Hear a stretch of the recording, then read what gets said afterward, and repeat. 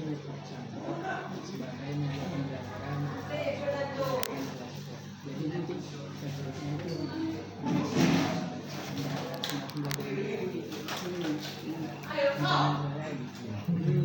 yang pertama itu ada perhitungan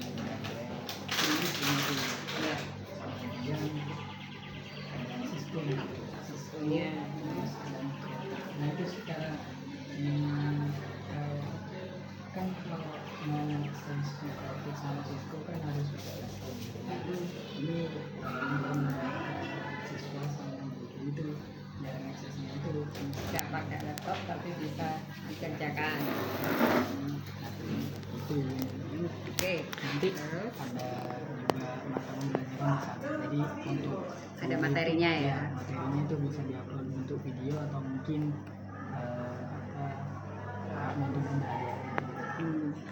Ini nanti untuk yang memasukkan ke webnya Nanti ada dulu nanti mahasiswa niatnya gitu, ini masih rencana gitu karena tadinya kan nanti dirancangnya gimana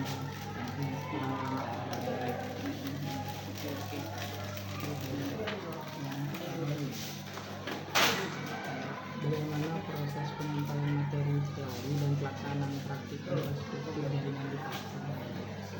kalau teorinya disampaikan secara ini ya, secara apa namanya, secara langsung, kemudian prakteknya langsung pakai peralatan jaringan.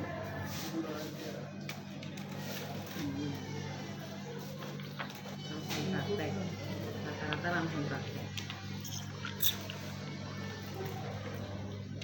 Jika menggunakan e-learning standar chat gitu, apakah platform tersebut sudah cukup efektif untuk mengukur pemahaman praktik siswa atau hanya sebatas pembelajaran? Kalau e-learning itu kan di sekolah sudah pakai pijar atau pijar dari Telkom. Terus kemudian sama dari ini yang pakai Gcom itu. Gcom. Google. Kalau WA itu Kalau WA kan hanya untuk penyampaian informasi. Lebih ininya ke Telegramnya. Telegram. Ya. Masih pakai Telegram. Masih tapi sekarang boleh pakai tahun kemarin. TPI-nya kan ya gratis. Kalau pakai web nanti gratis ini TPI-nya. Kemudian kesulitan dan kognitif saat mengambil materi yang butuh perhitungan dan konfigurasi connecting, IP dan routing, di titik mana siswa biasanya paling sering merasa kesulitan? Kalau siswa itu kesulitannya di ininya, di perhitungannya sendiri sebenarnya. Jadi kelemahan mereka di matematikanya. Jadi rata-rata anak SMA itu lemah di matematika. Kalau SMA mungkin banyak yang bagus sih.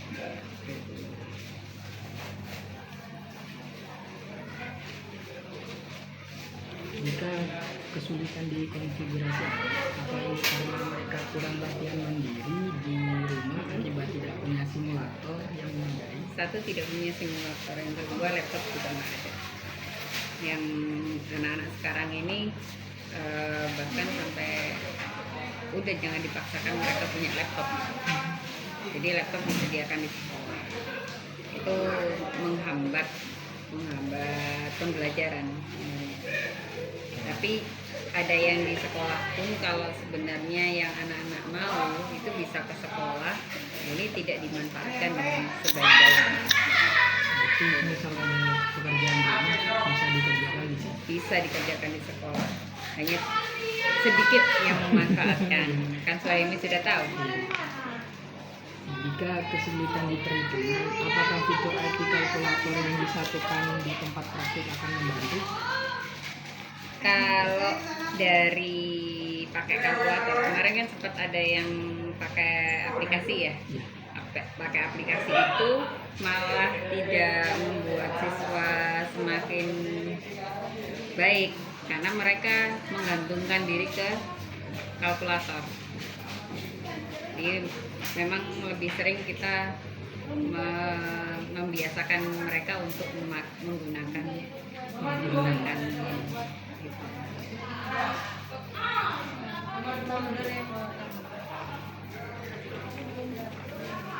yang ketiga itu saya berencana mengembangkan berbasis web. Di materi ada PDF atau video, IP kalkulator dan simulasi jaringan digabung menjadi satu. Bagaimana tanggapannya? Kalau materinya dimasukkan ke dalam web itu lebih enak. Ini nanti kan rencananya masih bisa dikembangkan kan, karena yang namanya teknologi kan Ya. berkembang terus.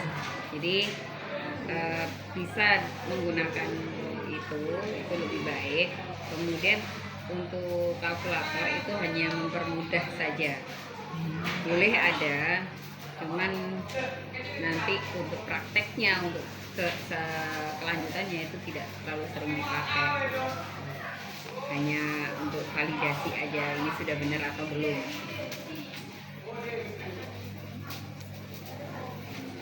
Lebih baik lagi kalau ada ininya, model video Biar animasi kayak gitu. Anak-anak lebih seneng.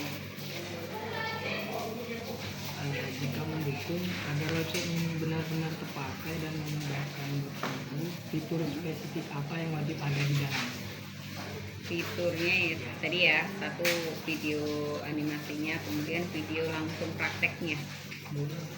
Video praktek kayak di Mikrotik Academy itu kan, di Mikrotik kan ada pakai misalnya OSPF, jadi mereka langsung pembelajaran SPF mulai dari settingnya sampai tersambungnya.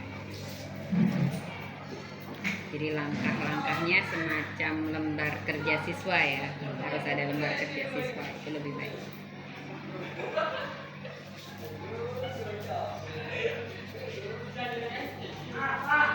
Kemudian ini untuk kepala desa. Apa yang ketersediaan perangkat fisik. Bagaimana perbandingan jumlah perangkat keras jaringan di laboratorium seperti router dan 30-70. Jadi 30 yang ada, 70-nya siswanya. Jadi masih satu PC atau satu laptop itu digunakan untuk 3 sampai 5 siswa. 70 laptop itu. Perbandingannya satu laptop digunakan untuk 2 atau 3. 3 sampai 5 siswa.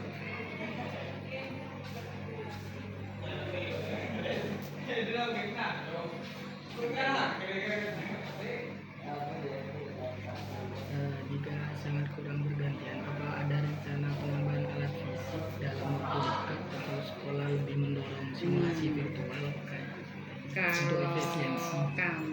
Kalau kami sih mending memang harus ada fisik ya, secara fisik itu tetap ada.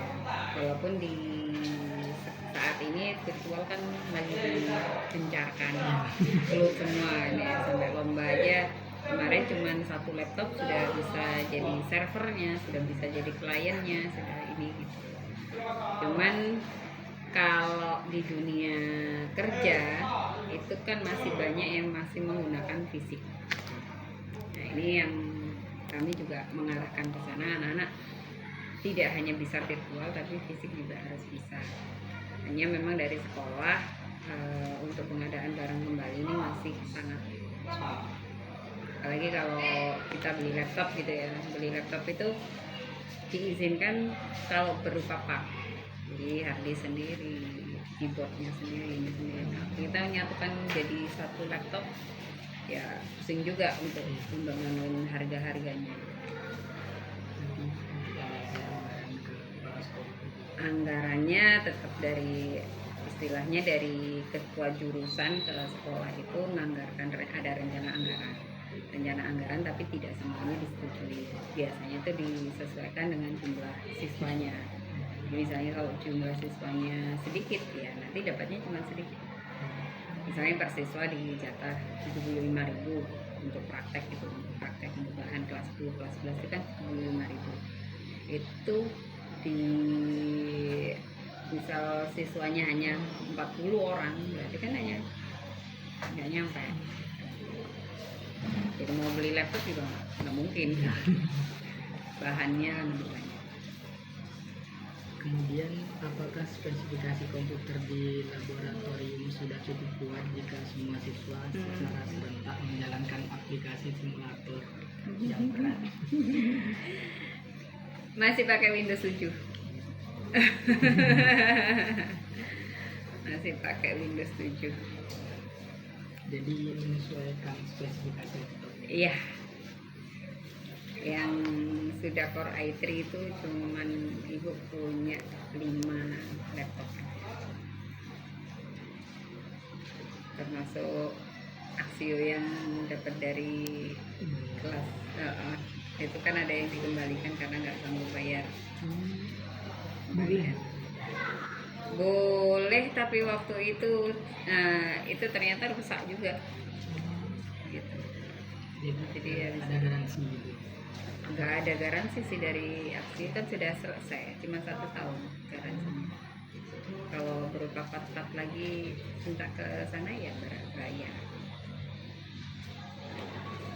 Jika PC lab pas-pasan, berarti jika ada network sandbox berbasis web yang sangat ringan karena hanya butuh browser, ini bisa menjadi solusi efisien atau Bisa.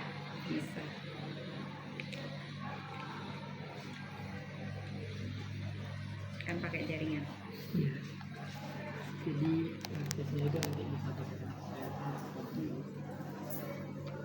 Kemudian, seberapa mendesak kebutuhan inovasi media pembelajaran alternatif di luar instalasi software desktop transport?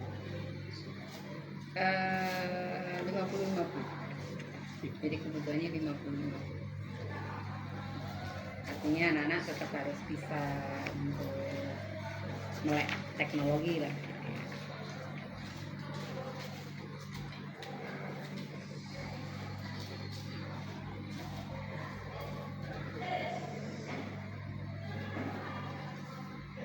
Kita mendesak apa infrastruktur jaringan internet atau sekolah mendukung jika siswa mengakses server VLE secara lokal. Insya Allah bisa. Kalau hanya lokal.